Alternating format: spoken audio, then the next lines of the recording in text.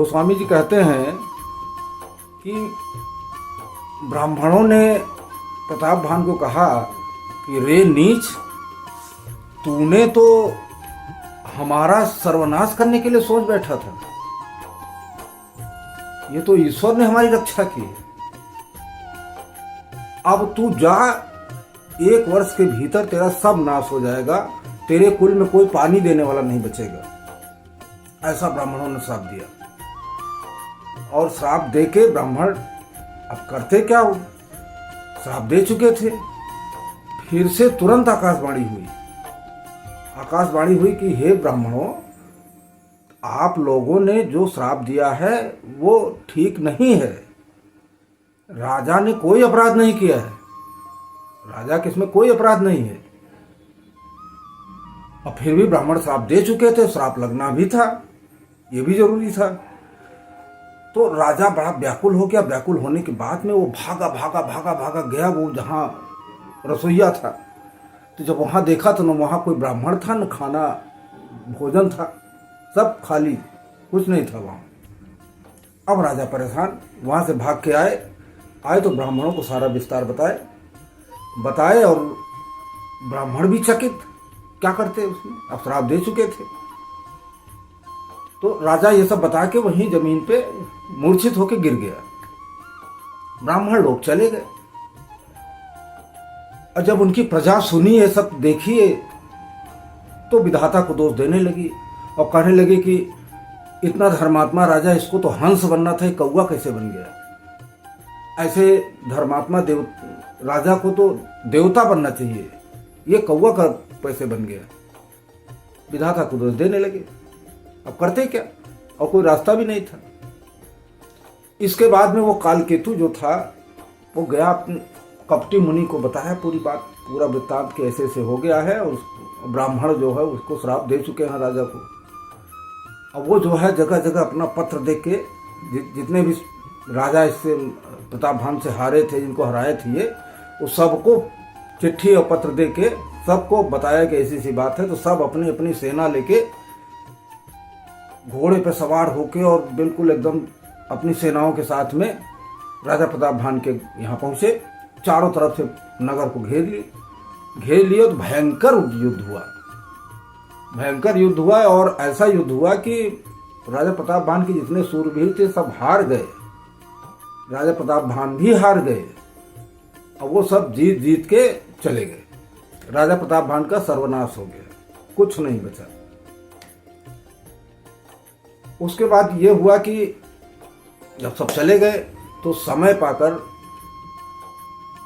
मतलब हमारे याज्ञवल्क्य मुनि जी कहते हैं भरद्वाज जी से कि हे मुनि, समय पाकर फिर वही राजा प्रताप भान जो राजा था ना, वही रावण बना। रावण के रूप में वही पैदा हुआ और बहुत ही वैसा सूरवीर था, प्रतापी था, बहुत ही मतलब ऐसा सूरवीर था कि जिसको कि मतलब भयानक उस तरह से काम करता था कि जिसका कोई वो नहीं था। उसका जो छोटा भाई अरिमर्दन था, वो इसका छोटा भाई बना कुंभकर्ण, जिसका नाम था। और उनका जो मंत्री था, जिसका नाम था धर्मरुचि, ये इनका सौतेला भाई बना, उसका नाम था विभीषण, जो कि भगवान विष्णु का भक्त था और धर्मरुचि में उसका काम था। धर्मात्मा था, बहुत ही अच्छा आदमी था।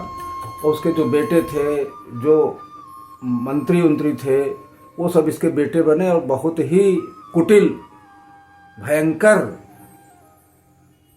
और इस तरह के काम करने वाले कि जिसको कि मतलब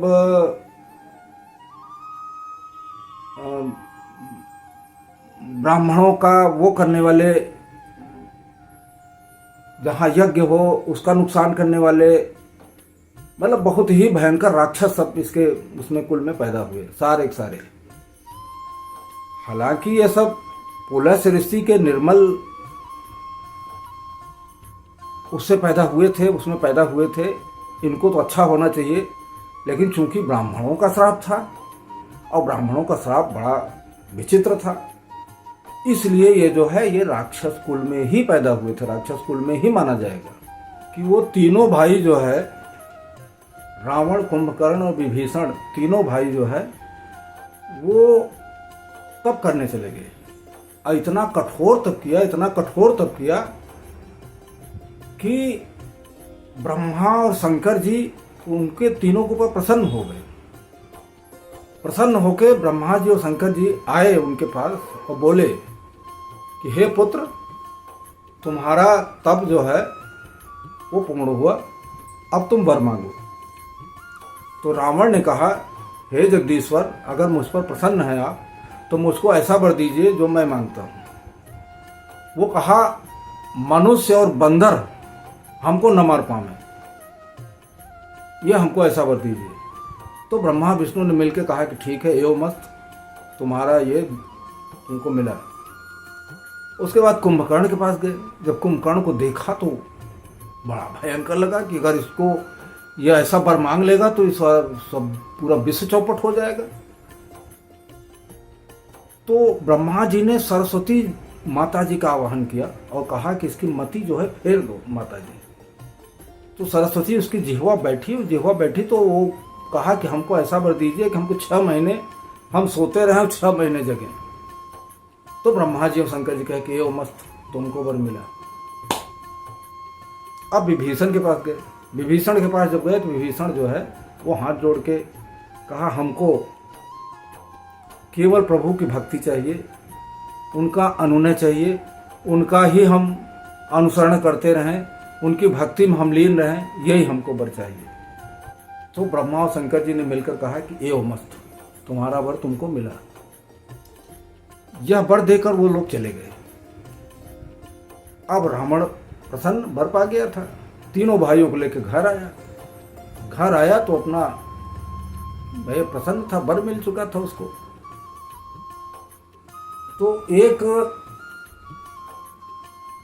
मैदानो था, उसकी एक कन्या थी और उस कन्या का नाम था मंदोदरी। बहुत ही सुंदर, स्त्रियों में शिरोमणि। वो आया और कहा, रावण से कहा कि ये कन्या हम आपके लिए लाए हैं, आप इसको लो। तो रावण उससे विवाह कर लिया और सुंदर थी, स्त्रियों में शिरोमणि थी, बहुत सुंदर थी। अब रावण का विवाह भी हो गया। उसके बाद में दोनों भाइयों को और ब्याह कर दिया। तो जो है समुद्र के बीच में, चारों तरफ समुद्र की खाई थी, उसके बीच में ब्रह्मा जी द्वारा बनाया हुआ बहुत सुंदर किला था, जिसमें कि देवता लोग रहते थे। और उस किले की खूबी ये थी कि उसमें रत्न जड़ित हीरे, सोने, जवाहरात से जड़ित किला था और मकान पे भी सोने का परकोटा लगा था। जितने मकान थे सब पे। तो उसमें बहुत से राक्षस पहले रहते थे, तो देवता लोग उनको मार के जो है अपने कब्जे में कर लिए थे। तो जब रावण को पता चला ये, तो रावण उस पर चढ़ाई किया। तो जैसे ही रावण गया वैसे सब भाग खड़े हुए, देवता लोग भाग गए। उसको रावण अपने कब्जे में कर लिया। कब्जे में करके उसको राजधानी बनाया, जिसका नाम पड़ा लंका। उसको राजधानी बना लिया, वहाँ रहने लगा। वहाँ अपने सब पूरे पुत्रों के साथ, भाइयों के साथ, अपनी सेना के साथ वहीं अपना रहने लगा। पूरा उसको राजधानी के रूप में विकसित कर दिया। और एक बार जो है वो कुबेर के ऊपर धावा किया। कुबेर के 1000 गण रहते थे, उनके ऊपर धावा किया, उनको जीत लिया, उनका पुष्पक विमान जीत लाया। और ऐसे ही खेल खेल में जाके कैलाश पर्वत को उठा लिया। ऐसा लग रहा था बहुत बड़ा उसको सुख मिल रहा है, ऐसा कर कैलाश पर्वत को उठा के लेकर चल दिया जैसे खिलवाड़ कर रहा हो। इस तरह का रावण था। और अपनी लंका को भी इस तरह से बना लिया। उसका आतंक इतना आतंक था कि जिसका कोई वो जवाब नहीं है, कोई इसका आज तक वो नहीं समझ पाया। हमने इसके पहले भी आप लोगों को बताया था कि रामचरितमानस की एक एक चौपाई एक एक हजार मंत्र के बराबर है। आप लोग इस चीज़ को गहराई से समझिए, सोचिए। सनातन धर्म में रहते हैं, इसको समझने की ज़रूरत है आप लोगों को। आपको कह रहे हैं आप रामायण नहीं पढ़ पा रहे हैं, कोई बात नहीं, मोबाइल चला के रख दीजिए। घर का वातावरण सही रहेगा, कोई नहीं सुनेगा। घर के वातावरण से जब ऊर्जा निकलेगी ना, मोबाइल से जो ऊर्जा निकलेगी ना, तो उससे आपका पूरा वातावरण सही हो जाएगा, अच्छा हो जाएगा। आपका जितना भी बुरा काम है वो सब दूर हो जाएगा, अच्छे अच्छे काम आपके होने लगेंगे, आपका जीवन शैली ही बदल जाएगी। आप लोग इस चीज़ को ध्यान दीजिए, उसको समझिए और सनातन धर्म को आगे बढ़ाने के लिए, संस्कृत को बढ़ाने के लिए, प्रभु श्री राम के चरणों में प्रेम रखने के लिए ये सब वीडियो हम बना रहे हैं। इसको आपको अच्छा लग रहा हो तो सब्सक्राइब कर दीजिए, शेयर कर दीजिए, और अच्छा लग रहा है तो आप लोग कीजिए। इन चौपाइयों का अर्थ जो है यहीं तक संभव हो पा रहा है। इसके आगे जो भी अर्थ आएगा, जो भी प्रसंग आएगा, मैं उसका अर्थ बताऊंगा। तब तक के लिए जय श्री राम, राधे राधे। बोलिए सियावर रामचंद्र की जय, पवन सुत हनुमान की जय।